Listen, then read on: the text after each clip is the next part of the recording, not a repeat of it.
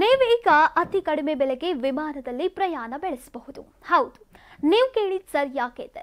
ಕೇವಲ 700 ರೂಪಾಯಿಗೆ 130 ಕಿಲೋಮೀಟರ್ ಹಾರಿದೆ ಈ ಮೊದಲ ವಿದ್ಯುತ್ ಪ್ರಯಾಣಿಕ ವಿಮಾನ. ವಿಮಾನಯಾನ ಇತಿಹಾಸದಲ್ಲೇ ಇದೇ ಮೊದಲ ಬಾರಿ ಬೀಟಾ ಟೆಕ್ನಾಲಜೀಸ್ ಕಂಪನಿಯ ಆಲಿಯಾ CX-300 ಎಂಬ ಸಂಪೂರ್ಣ ವಿದ್ಯುತ್ ಚಾಲಿತ ವಿಮಾನ ಯಶಸ್ವಿ ಪ್ರಯಾಣವನ್ನು ನೆರವೇರಿಸಿದೆ. ಈ ತಿಂಗಳ ಆರಂಭದಲ್ಲಿ ಈ ವಿಮಾನ ಈಸ್ಟ್ ಹ್ಯಾಂಪ್ಟನ್ನಿಂದ ನ್ಯೂಯಾರ್ಕ್ನ JFK ವಿಮಾನ ನಿಲ್ದಾಣದವರೆಗೆ 4 ಪ್ರಯಾಣಿಕರೊಂದಿಗೆ ಹಾರಾಟವನ್ನು ನಡೆಸಿ 130 ಕಿಲೋಮೀಟರ್ ದೂರವನ್ನು ಕೇವಲ 30 ನಿಮಿಷಗಳಲ್ಲಿ ಕ್ರಮಿಸಿದೆ.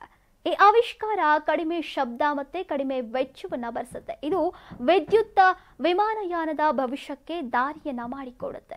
ಇದು ಕೇವಲ ವೇಗದಲ್ಲೇ ಅಲ್ಲ, ವೆಚ್ಚದಲ್ಲೂ ಸಹಾಯಕಾರಿಯಾಗಿದೆ.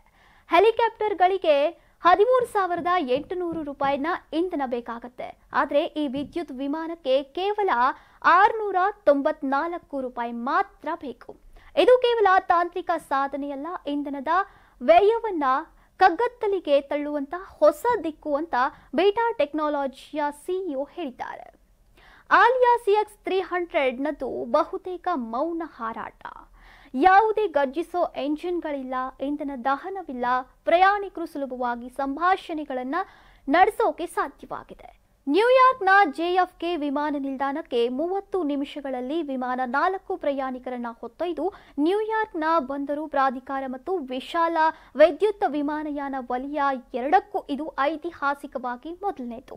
ವರ್ಮೋಂಟ್ ಮೂಲದ ಬೀಟಾ ಟೆಕ್ನಾಲಜೀಸ್ 2017ರಿಂದ ವಿದ್ಯುತ್ ವಿಮಾನಯಾನ ತಂತ್ರಜ್ಞಾನವನ್ನು ಅಭಿವೃದ್ಧಿಪಡಿಸ್ತಾ ಇದೆ. ಇತ್ತೀಚೆಗೆ ತನ್ನ ಫ್ಲೀಟ್ನ ಉತ್ಪಾದನೆ, ಪ್ರಮಾಣೀಕರಣ ಮತ್ತು ವಾಣಿಜ್ಯ ಬಿಡುಗಡೆಯನ್ನ ವೇಗಗೊಳಿಸೋಕೆ ಅಧಿಕ ಮೊತ್ತದ ಹಣವನ್ನು ಸಂಗ್ರಹಿಸಿದೆ. ಸಾಂಪ್ರದಾಯಿಕ ಟೇಕ್ ಆಫ್ ಮತ್ತು ಲ್ಯಾಂಡಿಂಗ್ಗಾಗಿ ವಿನ್ಯಾಸಗೊಳಿಸಲಾದ CX-300 ವರ್ಷದ ಅಂತ್ಯದ ವೇಳೆಗೆ FAA ಪ್ರಮಾಣೀಕರಣವನ್ನು ಪಡೆಯೋ ನಿರೀಕ್ಷೆಯಲ್ಲಿದೆ.